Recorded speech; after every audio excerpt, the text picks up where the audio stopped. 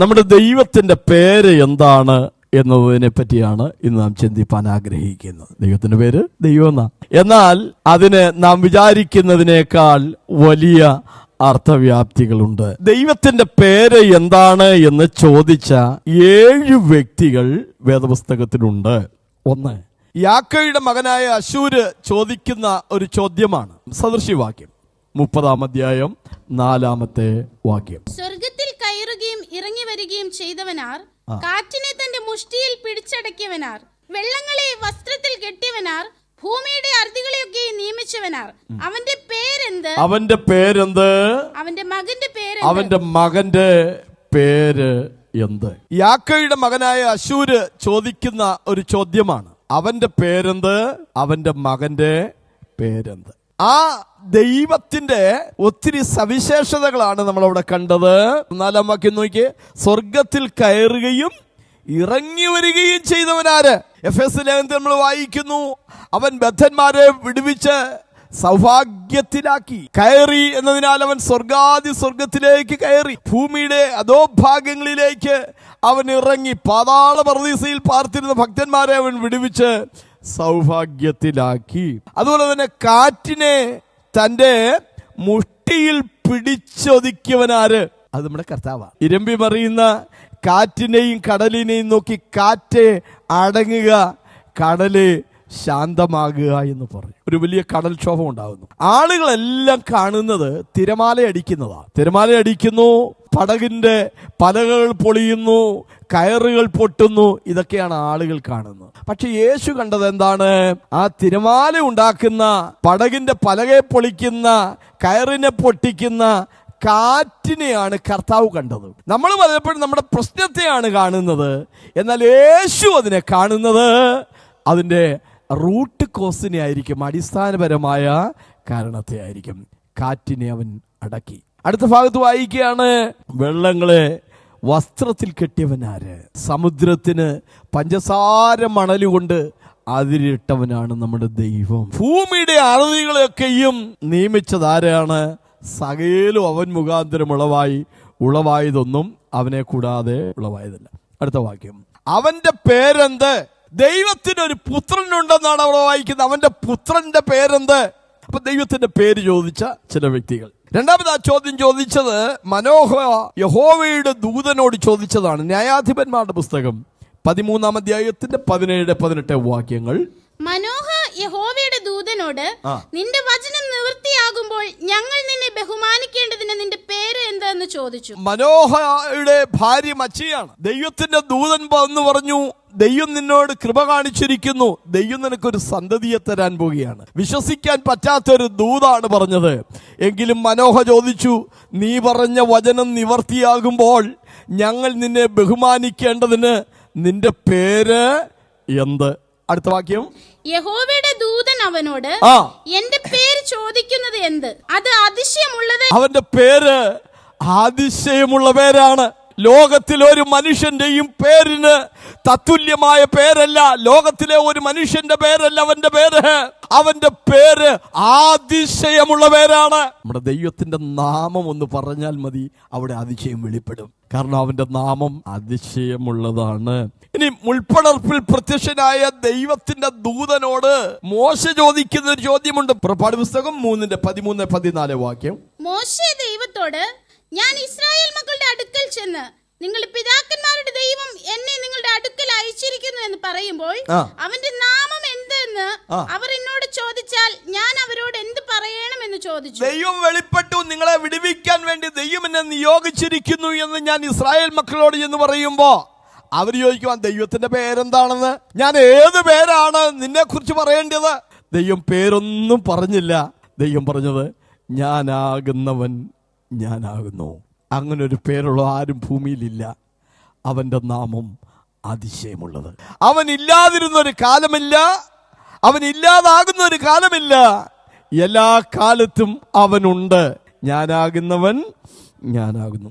ഇനി ആ ചോദ്യം ചോദിച്ച 4-ാമത്തെ വ്യക്തി യാബോക്ക് പുഴയുടെ തീരത്ത് വെച്ച് യാക്കോബ് ദൈവത്തോട് ചോദിച്ച ചോദ്യമാണ്. ഉൽപ്പത്തി പുസ്തകം 32-ാം അധ്യായം 29-ാമത്തെ വാക്യം. യാക്കോബ് അവനോട്, നിന്റെ പേര് എനിക്ക് പറഞ്ഞു തരണമെന്ന് അപേക്ഷിച്ചു. നീ എന്റെ പേര് ചോദിക്കുന്നത് എന്ത് എന്ന് അവൻ പറഞ്ഞു. അവിടെ വെച്ച് അവനെ അനുഗ്രഹിച്ചു. നിന്റെ പേര് എനിക്ക് പറഞ്ഞു തരണം. യാബോക്ക് പുഴയുടെ തീരത്ത് വെച്ച് ഉഷസാകുവോളം ദൈവത്തിന്റെ ദൂതൻ അവനോട് മല്ല് പിടിച്ചു. നമുക്ക് തോന്നി ഇങ്ങനെ ഗുസ്തി പിടിച്ചത്, കാരണം അവസാനം പുള്ളിയുടെ കാലിന്റെ തൊടയൊക്കെ ഉളുക്കിപ്പോയി. ഹോശയ പ്രവചനത്തിലാണ് അതിന് മറുപടി വായിക്കുന്നത്. അവൻ തന്റെ പുരുഷപ്രായത്തിൽ ദൈവത്തോട് കരഞ്ഞപേക്ഷിച്ചു. ദൈവമുമ്പാകെ അവൻ മുട്ടുമേൽ നിന്ന് കരയുകയാണ്. എന്താ പ്രാർത്ഥിച്ചത്?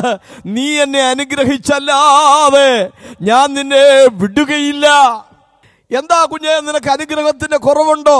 അവൻ പറയുന്നത് ഇങ്ങനെയാണ്, ഈ ഒരു വടിയുമായല്ലോ ഞാൻ നദി കടന്നു പോയത്, ഇപ്പോഴോ 2 കൂട്ടമായി തീർന്നിരിക്കുന്നു. ഭൗതികമായ അനുഗ്രഹമല്ല. അടുത്ത ദിവസം എൻ്റെ പ്രതിയോഗിയുടെ മുമ്പാകെ എനിക്ക് നിൽക്കണം. എന്നെ കൊല്ലാൻ വരുന്ന യേശാവിൻ്റെ മുമ്പാകെ എനിക്ക് നിൽക്കണം. ഞാൻ അവനെ കൊല്ലുമെന്ന വാക്ക് കേട്ടിട്ട് ഞാൻ ഓടിപ്പോയത് തിരിച്ചു വരികയാണ്.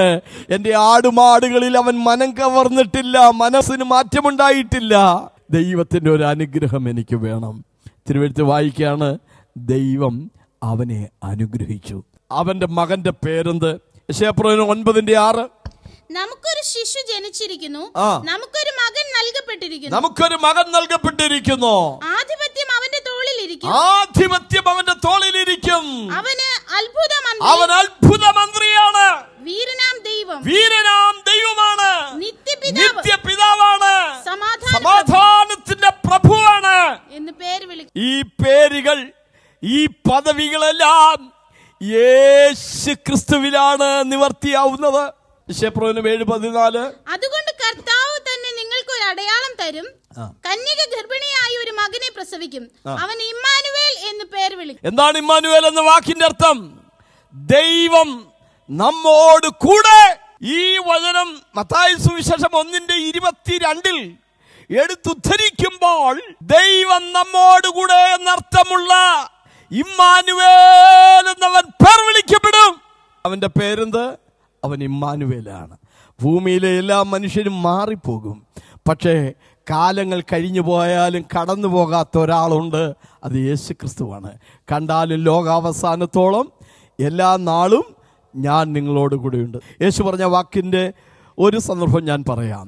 കർത്താവ് പറയാണ്, നിങ്ങൾ ഭൂമിയിലൊക്കെയും പോയി സകല മനുഷ്യരോടും എൻ്റെ സുവിശേഷം പറയണം. അപ്പൊ എല്ലായിടത്തും പോവുകയാണ്. ലോകത്തിലെ വിവിധ രാജ്യങ്ങളിലേക്ക് ഇവർ പോവുകയാണ്. ആരുണ്ട് അവരുടെ കൂടെ? ആഫ്രിക്കയിൽ പോകുന്ന ഒരാളുടെ കൂടെ ആരുണ്ട്? അന്റാർട്ടിക്കയിലേക്ക് പോകുന്ന ഒരാളുടെ കൂടെ ആരുണ്ട്? യേശു പറഞ്ഞു, ഭൂമിയിൽ ആരും നിങ്ങളുടെ കൂടെ ഉണ്ടായിരിക്കത്തില്ല, പക്ഷെ ഞാൻ എല്ലാ നാളും നിങ്ങളോട് കൂടെയുണ്ട്. ഞാനോ ലോകാവസാനത്തോളം എല്ലാ നാളും നിങ്ങളോട് കൂടെയുണ്ട്. ഇനി അവന്റെ പേരെന്താ? വെളിപ്പാട് പുസ്തകം 19:13. അവൻ രക്തം തളിച്ച ഉടുപ്പ് ധരിച്ചിരിക്കുന്നു, അവന് ദൈവവചനം എന്ന് പേര്. ദൈവവചനം എന്ന അവന് പേര്. ഈ പേര് ആരെയാണ് കാണിക്കുന്നത്? ദൈവവചനം എന്ന പേരുള്ള ഒരാളുണ്ട്. ആരെ? യേശു ക്രിസ്തുവാണ്. യോഹന്നാൻ സുവിശേഷം 1:1. ആദിയിൽ വചനമുണ്ടായിരുന്നു, വചനം ദൈവത്തോടു കൂടെ ആയിരുന്നു, വചനം ദൈവമായിരുന്നു, ആ വചനം ജഡമായി തീർന്നു, ആ വചനം കൃപയും സത്യവും നിറഞ്ഞവനായി നമ്മുടെ ഇടയിൽ പാർത്തു. അവന് ദൈവവചനമെന്ന് പേര്. ആ പേരുള്ള ഒരാള്, ഏക വ്യക്തി യേശു ക്രിസ്തു മാത്രമാണ്. ക്രിസ്തീയ വിശ്വാസം അനുസരിച്ച് ദൈവത്തിൽ പിതാവ്, പുത്രൻ, പരിശുദ്ധാത്മാവെന്ന് 3 ആളത്വങ്ങളുണ്ട്. എങ്കിലും നമുക്ക് 3 ദൈവമില്ല, ഏക ദൈവമാണ്. ഇതെങ്ങനെയാണ് ചേരുന്നത്? പിതാവ്, പുത്രൻ, പരിശുദ്ധാത്മാവ്. ഒരാൾക്കൊരു പേരേ ഉള്ളൂ. പിന്നെ അപ്പന്റെ പേരോ വീട്ടുപേരോ ഒക്കെ ഉണ്ടായിരിക്കും, പക്ഷെ ആളുടെ പേര് ഒന്നേ ഉള്ളൂ. പക്ഷേ 3 ആളുകളൂടെ ചേർന്നിട്ട് ഒരു പേരുള്ള ഒരാളുണ്ട്, അത് നമ്മുടെ ദൈവം മാത്രമാണ്. മത്തായി സുവിശേഷം 28:19 ആകയാൽ നിങ്ങൾ പുറപ്പെട്ട് പിതാവിന്റെയും പുത്രന്റെയും പരിശുദ്ധാത്മാവിന്റെയും നാമത്തിൽ. നാമങ്ങളിൽ നിന്നാണോ? പിതാവിന്റെ നാമത്തിൽ, പുത്രന്റെ നാമത്തിൽ, പരിശുദ്ധാത്മാവിന്റെ നാമത്തിൽ എന്ന് എടുത്തു പറയുന്നുണ്ടോ? ഇല്ല, എല്ലാം കൂടെ ചേർന്ന് ഒരു നാമം. ഇനി അത് മനസ്സിലാക്കാൻ സംഖ്യാപുസ്തകത്തിലേക്ക് പോകണം. സംഖ്യാപുസ്തകം 6:24 മുതൽ 27 വരെയുള്ള വാക്യങ്ങൾ. യഹോവ നിന്നെ അനുഗ്രഹിച്ചു കാക്കുമാറാകട്ടെ. ഓ, യഹോവ തിരുമുഖം നിന്റെ മേൽ പ്രകാശിപ്പിച്ച് നിന്നോട് കൃപയുള്ളവനാകട്ടെ. യഹോവ തിരുമുഖം നിന്റെ മേൽ ഉയർത്തി നിനക്ക് സമാധാനം നൽകുമാറാകട്ടെ. ത്രിത്വോപദേശത്തെ നമ്മളിവിടെ കാണുകയാണ്. ദൈവത്തിന്റെ കാവൽ, ദൈവത്തിന്റെ കൃപ, ദൈവത്തിന്റെ സമാധാനം, ഇത് നിന്നോടുകൂടെ ഇരിക്കട്ടെ എന്ന് പറഞ്ഞ് അവരെ അനുഗ്രഹിക്കണം. അടുത്ത ഭാഗം, ഇങ്ങനെ അവർ ഇസ്രായേൽ മക്കളുടെ മേൽ എന്റെ നാമം വെക്കണം. നാമങ്ങളിൽ നിന്ന് ബഹുവചനമല്ല. ഇങ്ങനെ അവർ ഇസ്രായേൽ മക്കളുടെ മേൽ എന്റെ നാമം വെക്കണം. ആ നാമത്തിൽ പിതാവും പുത്രനും പരിശുദ്ധാത്മാവും ഉണ്ട്. നമ്മൾ ഒടുവിൽ ആശീർവാദം പറയത്തില്ലേ? പിതാവായ ദൈവത്തിന്റെ സ്നേഹം, യേശു ക്രിസ്തുവിന്റെ കൃപ, പരിശുദ്ധാത്മാവിന്റെ കൂട്ടായ്മ നിങ്ങളോടുകൂടെ ഇരിക്കട്ടെ. ഇത് മനുഷ്യബുദ്ധി കൊണ്ട് മനസ്സിലാക്കാൻ കഴിയുന്നതിനേക്കാൾ അതീതമാണ്. പിതാവ്, പുത്രൻ, പരിശുദ്ധാത്മാവ്, ഇത് നമ്മൾ വിചാരിക്കുന്ന പോലത്തെ ഒരു കൺസെപ്റ്റ് അല്ല, ഒരു ചിന്തയല്ല ഉള്ളത്. അത് വലിയ മർമ്മമാണ്. 1 തിമോഥെയോസ് 3:16 യേശു ക്രിസ്തുവിന്റെ കാര്യം പോലും പറയുകയാണ്. അവൻ ജഡത്തിൽ വെളിപ്പെട്ടു. മലയാളത്തിലാണ് അവൻ ജഡത്തിൽ വെളിപ്പെട്ടു എന്ന് വായിക്കുന്നത്. ഇംഗ്ലീഷിൽ God manifested in the flush എന്നാണ്. ദൈവം ജഡത്തിൽ വെളിപ്പെട്ടു. ആത്മാവിൽ അവൻ നീതീകരിക്കപ്പെട്ടു. ദൂതന്മാർക്ക് പ്രത്യക്ഷനായി, ജാതികളുടെ ഇടയിൽ പ്രസംഗിക്കപ്പെട്ടു, ലോകത്തിൽ വിശ്വസിക്കപ്പെട്ടു, തേജസ്സിൽ എടുക്കപ്പെട്ടു എന്നിങ്ങനെ ദൈവഭക്തിയുടെ മർമ്മം സമ്മതമാവണ്ണം വലിയതാകുന്നു. ഇനി നമ്മള് ദൈവം ദൈവം എന്ന് പറയുന്നു. ദൈവം ദൈവം എന്നാണ് നമ്മൾ പൊതുവെ പറയുന്നത്, അല്ലേ? പക്ഷേ ദൈവം എന്നുള്ളതിന് പ്രധാനപ്പെട്ട 3 പദങ്ങൾ ഉപയോഗിച്ചിട്ടുണ്ട്. ഒന്ന്, എലോഹീം എന്നൊരു പേരുണ്ട്. ആ വാക്കിന്റെ അർത്ഥം സർവശക്തൻ. മറ്റൊന്നാണ് അഡോണായി. ആ വാക്കിന്റെ അർത്ഥം യജമാനൻ. 3-ാമത്തെ പേരാണ് യഹോവ. യഹോവ എന്ന വാക്കിന്റെ അർത്ഥം വീണ്ടെടുപ്പുകാരൻ. നമുക്ക് അക്ഷരങ്ങൾ ഓരോ ഭാഷയിലും വ്യത്യസ്തങ്ങളാണ്. എബ്രായ ഭാഷയ്ക്ക് 22 അക്ഷരം, ഗ്രീക്ക് ഭാഷയ്ക്ക് 24 അക്ഷരം, ഇംഗ്ലീഷ് ഭാഷയ്ക്ക് 26 അക്ഷരം, മലയാള ഭാഷയ്ക്ക് 56 അക്ഷരം. 56 അക്ഷരം ഉണ്ടെങ്കിലും പല ആശയങ്ങളും പ്രതിഫലിപ്പിക്കാൻ നമുക്ക് പദങ്ങൾ പോരാ. കേവലം 22 അക്ഷരം മാത്രമുള്ള എബ്രായ ഭാഷ, ആ ഭാഷയിലാണ് പഴയ നിയമം എഴുതിയിരിക്കുന്നത്. യഹോവ എന്നുള്ളതിന് അവരുടെ ഭാഷയിൽ വൗവൽസ് ഇല്ല. യാഹേ എന്നുള്ള പദമാണ്. ഇനി ആ പദം നമ്മൾ യഹോവ എന്നല്ലേ പറയുന്നേ? യഹൂദന്മാർ പറയുന്നത് യഹോവ എന്ന് പറയത്തില്ല, എന്തേ പറയത്തുള്ളൂ? യാവേ എന്ന് പറയത്തുള്ളൂ. ഈ യാവേ എന്നുള്ള പദം എവിടുന്ന വരുന്നേ? 68-ാം സങ്കീർത്തനത്തിൽ നീ ഉയരത്തിൽ കയറി മനുഷ്യർക്ക് നല്ല ദാനങ്ങളെ കൊടുത്തു എന്ന് പറഞ്ഞിട്ട് പറയാണ് യാഹ് എന്ന ദൈവം അവിടെ വസിക്കേണ്ടതിന് തന്നെ. ദൈവം എന്ന പേര് നമ്മൾ പൊതുവെ പറയുന്നു. പക്ഷേ അതിന് തത്തുല്യമായി യഹൂദന്മാർ ഉപയോഗിച്ചു പോകുന്ന പദങ്ങളാണ് ഞാൻ ഈ പറഞ്ഞ അഡോണായി, എലോഹീം, യാഹേ എന്നുള്ള പേരുകൾ. ഈ 3 പേരും, യാഹേ എന്നുള്ള പേര് ത്രിത്വത്തിലെ 3 വ്യക്തികൾക്കും ചേരും. യഹോവ എന്നുള്ള പേര് അല്ലെങ്കിൽ കർത്താവ് എന്ന പേര് 3 പേർക്കും ചേരും. പിതാവിനും ചേരും, പുത്രനും ചേരും, പരിശുദ്ധാത്മാവിനും ചേരും. അതേപോലെ തന്നെ യഹോവ എന്ന പേര് 3 വ്യക്തികൾക്കും ഉപയോഗിച്ചിട്ടുണ്ട്. ഒന്ന്, യഹോവ എന്ന പേര് പിതാവായ ദൈവത്തിന് ഉപയോഗിച്ചിട്ടുണ്ട്. യെശയ്യാപ്രവചനം 53-ാം അധ്യായത്തിൽ നമ്മൾ വായിക്കുന്നു, നമ്മുടെ എല്ലാവരുടെയും അകൃത്യം യഹോവ അവന്റെ മേൽ ചുമത്തി. അപ്പൊ ചുമത്തിയാള്, ചുമത്തപ്പെട്ടയാള്, ചുമത്തിയാളിന്റെ പേരാ എന്ന് പറയുന്നത് യഹോവ. നമ്മുടെ എല്ലാവരുടെയും അകൃത്യം അവന്റെ മേൽ ചുമത്തി. യഹോവ എന്ന പേര് പിതാവായ ദൈവത്തിന് ഉപയോഗിച്ചിട്ടുണ്ട്. 2, യഹോവ എന്ന പേര് യേശു ക്രിസ്തുവിന് ഉപയോഗിച്ചിട്ടുണ്ട്. അതിന് തന്നെ 28 തെളിവുകൾ പറയാൻ കഴിയും. ഒരു തെളിവ്, യഹോവയ്ക്ക് വഴിയൊരുക്കുവീൻ. പക്ഷെ പുതിയ നിയമത്തിൽ അതേ ഭാഗം കർത്താവിന് വഴിയൊരുക്കുവീൻ. യോഹന്നാൻ സ്നാപകൻ ആർക്കാണ് വഴിയൊരുക്കിയത്? യേശു കർത്താവിന്. അപ്പോൾ യഹോവ എന്നുള്ള പേര് യേശു ക്രിസ്തുവിന് യോജിക്കുകയാണ്. 3, യഹോവ എന്ന പേര് പരിശുദ്ധാത്മാവിന് ഉപയോഗിച്ചിട്ടുണ്ട്. 78-ാം സങ്കീർത്തനത്തിന്റെ 17-ാമത്തെ വാക്യത്തിൽ അവർ അത്യുന്നതനോട് മരുഭൂമിയിൽ വെച്ച് മത്സരിച്ചു കൊണ്ടിരുന്നു. യഹോവയെ കുറിച്ച് വായിക്കുകയാണ്. അവർ അത്യുന്നതനോട് മരുഭൂമിയിൽ വെച്ച് മത്സരിച്ചു കൊണ്ടിരുന്നു. എന്നാൽ പുതിയ നിയമത്തിൽ അപ്പോസ്തലപ്രവൃത്തി 7:52 നിങ്ങളും പരിശുദ്ധാത്മാവിനോട് മത്സരിച്ചു കൊണ്ടിരിക്കുന്നു. പഴയ നിയമത്തിൽ യഹോവയോട് മത്സരിച്ചു എന്ന് പറഞ്ഞിട്ട് ആ ഭാഗം പുതിയ നിയമത്തിലേക്ക് വരുമ്പോൾ നിങ്ങൾ പരിശുദ്ധാത്മാവിനോട് മത്സരിച്ചു എന്ന് വായിക്കുകയാണ്. ചുരുക്കി പറഞ്ഞാൽ യഹോവ എന്നുള്ള പേര് പിതാവായ ദൈവത്തിന് ഉപയോഗിച്ചിട്ടുണ്ട്. 2, ആ പേര് യേശുക്രിസ്തുവിന് ഉപയോഗിച്ചിട്ടുണ്ട്. അതേപോലെ തന്നെ ആ പേര് പരിശുദ്ധാത്മാവിനും നിരവധി തവണ ഉപയോഗിച്ചിട്ടുണ്ട്. അപ്പോൾ ദൈവം എന്നുള്ളതിൻ്റെ ഒരു പര്യായ പദമായിട്ട് നമുക്ക് എന്ത് മനസ്സിലാക്കാം? യഹോവ എന്നുള്ളത് മനസ്സിലാക്കാം. ഒരാൾ തന്നെ 3 ആളത്വങ്ങളായിരിക്കുന്നു. 3 ആളത്വങ്ങളായിരിക്കുമ്പോൾ തന്നെ ഒരാളായിരിക്കുന്നു. ഇത് മനുഷ്യബുദ്ധിക്ക് നിരക്കുന്നതല്ല, ബുദ്ധി കൊണ്ട് വിവരിപ്പാൻ കഴിയുന്നതുമല്ല. ദൈവഭക്തിയുടെ മർമ്മം സമ്മതമാം വണ്ണം വലിയതാകുന്നു. ദൈവത്തിൻ്റെ പേരുകൾ വേദപുസ്തകത്തിൽ ഉപയോഗിച്ചിരിക്കുന്നതൊക്കെ മനുഷ്യന്റെ ജീവിത സാഹചര്യങ്ങളോട് ബന്ധപ്പെടുത്തിയാണ്. യെശയ്യാപ്രവചനം 54-5 വാക്യം, നിന്റെ സൃഷ്ടാവാകുന്നു നിന്റെ ഭർത്താവ്, സൈന്യങ്ങളുടെ യഹോവ എന്നാകുന്നു അവന്റെ നാമം. അവന്റെ നാമം എന്താ? സൈന്യങ്ങളുടെ യഹോവ എന്നാകുന്നു അവന്റെ നാമം.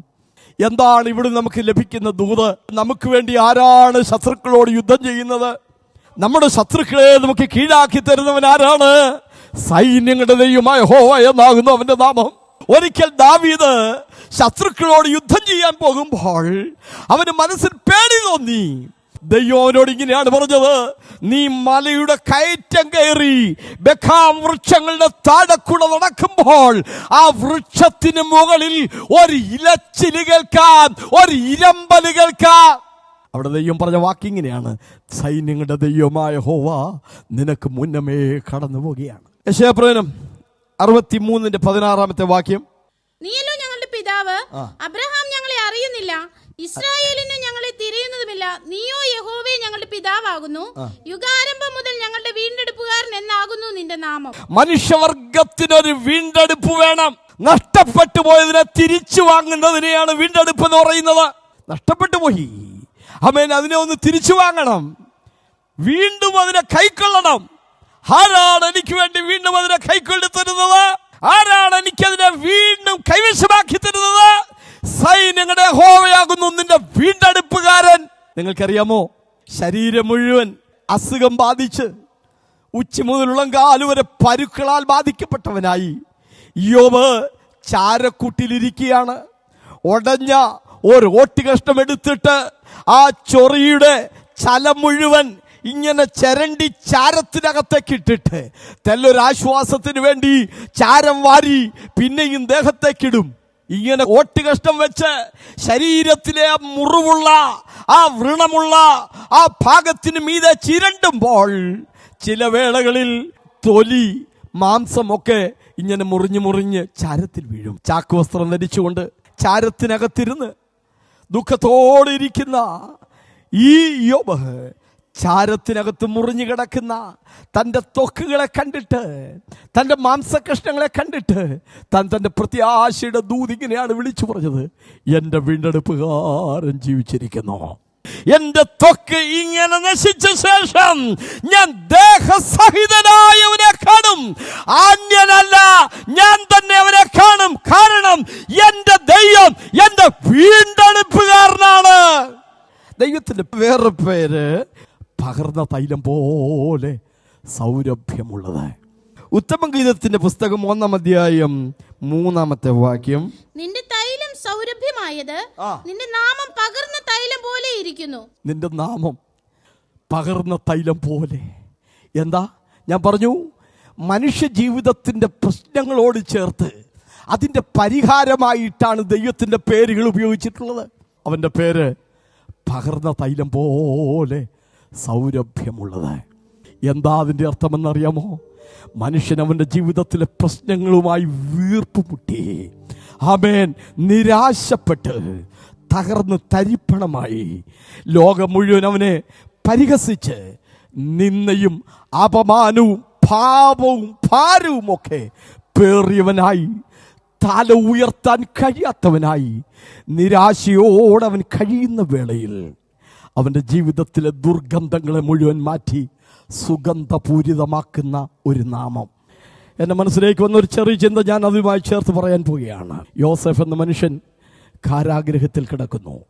ദുർഗന്ധം വമിക്കുന്നവനായി, ജീവിതത്തിൽ നിരാശയുള്ളവനായി, ഇനിയൊരു കരയേറ്റമുണ്ടാവില്ല എന്ന ചിന്തയോടെ അവൻ ജയിലിൽ കിടക്കുകയാണ്. പക്ഷെ തിരുവെഴുത്തിലെ വാക്യം, യഹോവ അവനോട് കൂടി ഉണ്ടായിരുന്നു. എന്ത് സംഭവിച്ചെന്നറിയാമോ? ആ നാമത്തിൻ്റെ ശ്രേഷ്ഠത, സൗരഭ്യം പടർത്തുന്ന, സുഗന്ധം വീശുന്ന ആ നാമത്തിൻ്റെ ശ്രേഷ്ഠത ദുർഗന്ധം വമിക്കുന്ന യോസഫിൻ്റെ ജീവിതത്തിൽ വെളിപ്പെട്ടു. അടുത്ത വചനം എങ്ങനെയാണ്? അവന് നേർമയുള്ളൊരു വസ്ത്രം ധരിപ്പിച്ചു. നിന്റെ കാരാഗ്രഹ വസ്ത്രത്തെ തമ്പുരാൻ മാറ്റും. നിന്റെ നിന്ദകളെയും ദൂഷികളെയും ദൈവം മാറ്റും. ഒരു സൗരഭ്യം നിന്റെ ജീവിതത്തിൽ പുറത്തേക്ക് വരാൻ ദൈവം അവസരമൊരുക്കുമെന്ന്. ദൈവത്തിന് വേദപുസ്തകത്തിൽ ഉപയോഗിച്ചിരിക്കുന്ന നിരവധി പേരുകളുണ്ട്. ഞാൻ പറഞ്ഞു, അതെല്ലാം സന്ദർഭങ്ങളുമായി ബന്ധപ്പെട്ടുള്ളതാണ്. Compound names of the lord എന്ന വിഭാഗത്തിൽ ദൈവത്തിന് ഉപയോഗിച്ചിരിക്കുന്ന 18ഓളം പേരുകൾ എബ്രായ ഭാഷയിലുണ്ട്. നമ്മുടെ പല പാട്ടുകളിലും അതൊക്കെ വരാറുണ്ട്. എൽറോയി കേട്ടിട്ടില്ലേ? അതെല്ലാം വിവരിപ്പാൻ ഞാൻ തുനിയുന്നില്ല. ചിലത് ഒരു 5-6 തൊട്ട് പറയാം. ദൈവത്തിൻ്റെ സംയുക്ത നാമങ്ങൾ. ഒന്ന് എൽഷദായി എന്ന പദമാണ്. ഉൽപ്പത്തി പുസ്തകം 17-1 അബ്രഹാമിന് 99 വയസ്സായപ്പോൾ യഹോവ അബ്രഹാമിന് പ്രത്യക്ഷനായി അവനോട്, ഞാൻ സർവശക്തിയുള്ള ദൈവമാകുന്നു, നീ എന്റെ മുമ്പാകെ നടന്ന് നിഷ്കളങ്കനായിരിക്കും. അവിടെ സർവശക്തിയുള്ള ദൈവം എന്നുള്ളതിന് ഉപയോഗിച്ചിരിക്കുന്ന എബ്രായ പദമാണ് എൽഷദായി. ഞാൻ അവിടുന്ന് 2 ദൂതുകളാണ് പറയാൻ ആഗ്രഹിക്കുന്നത്. ഒന്ന്, അവന് സന്തതിയെ നൽകിയുമായി ബന്ധപ്പെട്ട് ആ വാക്കിനർത്ഥമുണ്ട് എൽഷദായി.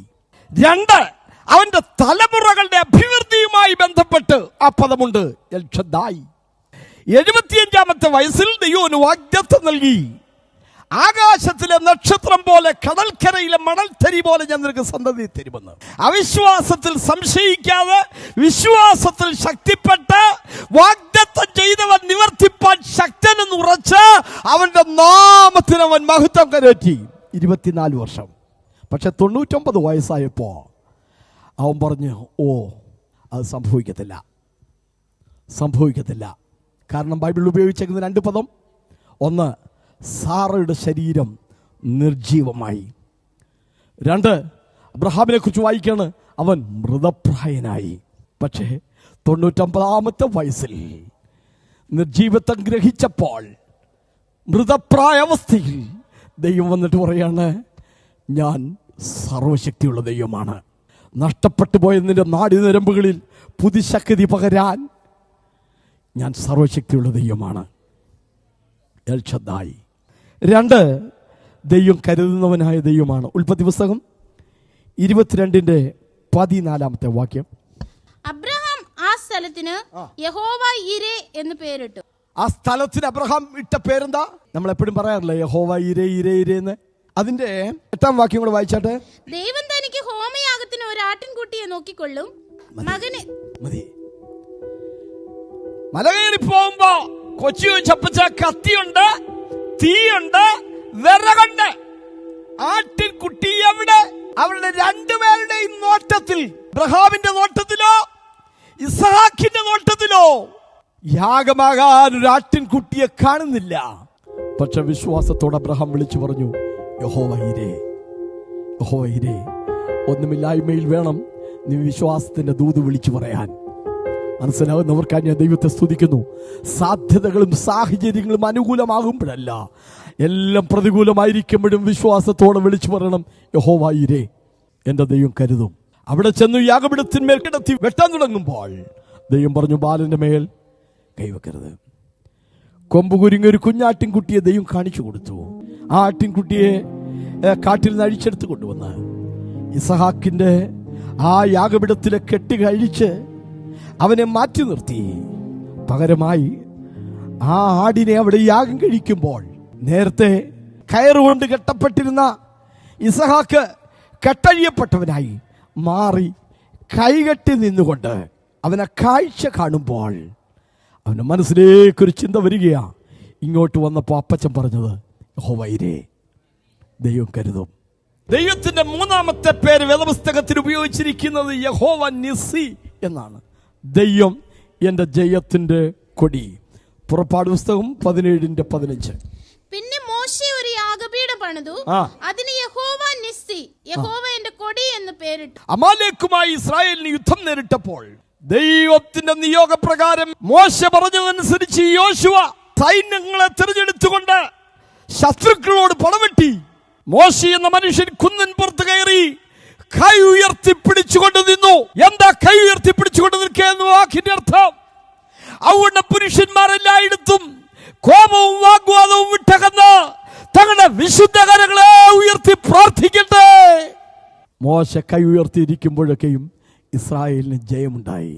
ജയമോ യഹോവയ്ക്കുള്ളത്. ആ യുദ്ധത്തിൽ വിജയം നേടിക്കഴിഞ്ഞപ്പോൾ ദൈവം പറഞ്ഞു, ഇതൊരു പുസ്തകത്തിൽ എഴുതി വെക്കണം, നീതി യോശുവയെ കേൾപ്പിക്കണം. ജയം നൽകിയത് ദൈവമാണ് എന്ന് ബോധ്യമായിട്ട് മോശ അവിടെ ഒരു യാഗപീഠം പണിതു. യാഗപീഠത്തിനൊരു പേരിട്ടു, ദൈവം എൻ്റെ ജയത്തിന്റെ കൊടി. നാലാമത്തെ പേര് എൽറോയി എന്നാണ്. ഉൽപ്പത്തി പുസ്തകം 16:13. എന്നാറെ അവൾ, എന്നെ കാണുന്നവൻ ഞാൻ ഇവിടെയും കണ്ടുവോ എന്ന് പറഞ്ഞു തന്നോട് അരുളി ചെയ്ത യഹോവയ്ക്ക്, ദൈവമേ നീ എന്നെ കാണുന്നു എന്ന് പേര് വിളിച്ചു. എൽറോയി എന്ന വാക്കിനർത്ഥം കാണുന്നവനായ ദൈവം. അവനെല്ലാം കാണുന്നു. തെളിവ്, ഹാഗാർ വീട്ടിൽ നിൽക്കക്കണ്ണിയില്ലാതെ എവിടെയും പോയി ചത്തക്കെന്ന് കരുതി ഓടുമ്പോഴാണ് ആകാശത്തും ദൈവത്തിന്റെ ദൂതൻ അവളെ പേര് ചൊല്ലി വിളിച്ചു. സാറയുടെ ദാസിയായ ഹാഗാറെ. അവളുടെ പേര്, അവളുടെ പൊസിഷൻ ദാസി. ശരീരസ്ഥിതി, നീ ഗർഭിണിയല്ലോ, മടങ്ങിപ്പോക, യജമാനത്തിക്ക് കീഴടങ്ങിയിരിക്കുക. നിന്റെ ഉദരത്തിലുള്ളത് ഒരാൺ പൈതലാണ്. അവൾ പറഞ്ഞു, എന്നെ കാണുന്നവനെ ഞാൻ ഇവിടെയും കാണുന്നു, എൻ്റെ ദൈവത്തെ ഞാൻ ഇവിടെ കാണുന്നു. അക്ഷരികമായ കണ്ണുകളാലല്ല, ആത്മീയമായ കണ്ണുകളാൽ, വിശ്വാസ കണ്ണുകളാൽ എൻ്റെ ദൈവത്തെ ഞാൻ കാണുകയാണ്. ദൈവത്തിന് ഉപയോഗിച്ചിരിക്കുന്ന അഞ്ചാമത്തെ പേര് യഹോവ റാഫ എന്ന സൗഖ്യമാക്കുന്ന ദൈവം. പുറപ്പാട് പുസ്തകം 17:26 വാക്യം. നിന്റെ ദൈവമായ യഹോവയുടെ വാക്ക് നീ ശ്രദ്ധയോടെ കേട്ട് അവന് പ്രസാദമുള്ളത് ചെയ്യുകയും അവന്റെ കൽപ്പനകളെ അനുസരിച്ച് അവന്റെ സകല വിധികളും പ്രമാണിക്കുകയും ചെയ്താൽ ഞാൻ മിസ്രയീമ്യർക്ക് വരുത്തിയ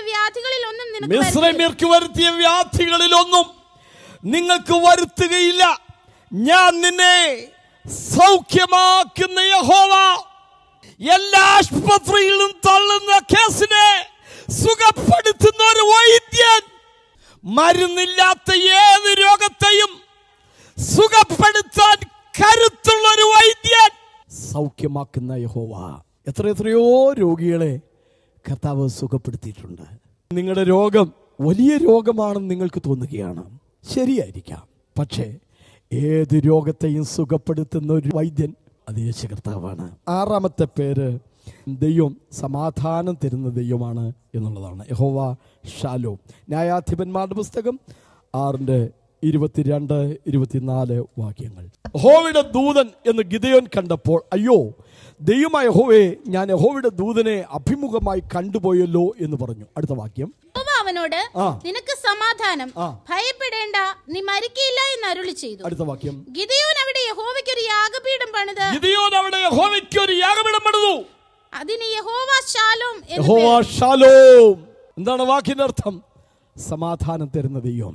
ന്യായാധിപന്മാരുടെ പുസ്തകത്തിലെ ആ വാക്യം, അവന്റെ നാമം അതിശയമുള്ള നാമം, ഏത് രോഗത്തെയും സുഖപ്പെടുത്തുന്ന നാമം, ഏത് തകർച്ചയും വിജയമുള്ളതാക്കി മാറ്റുന്ന നാമം, ഏത് ശൂന്യതകളുടെ നടുവിൽ ദൈവത്തിന്റെ കരുതലിന്റെ കലവറകൾ വെളിപ്പെടുത്തുന്ന നാമം, സർവശക്തിയുള്ള ദൈവം.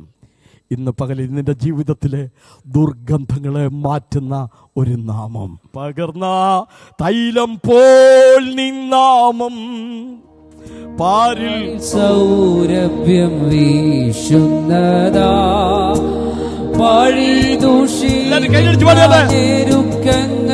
യേശുവിൻ നാമത്തിൽ എന്നെ സുഗന്ധമായി മാറ്റിയിടണേ. പഴിദൂഷി നിന്ന ഞെരുക്കങ്ങളിൽ എന്നെ സുഗന്ധമായി മാറ്റിയിടണേ. വാഴ്ത്തുവേ ഞാൻ എന്റെ പ്രിയനെ ജീവകാലമല്ല. ഈ മരുയാ നന്ദിയോടെ ഞാൻ പാടിയിടുമേ.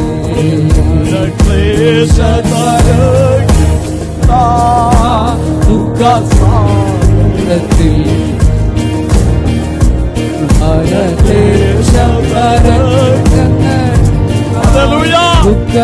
ദുഃഖസാഗരത്തിൽ ഓ തീരും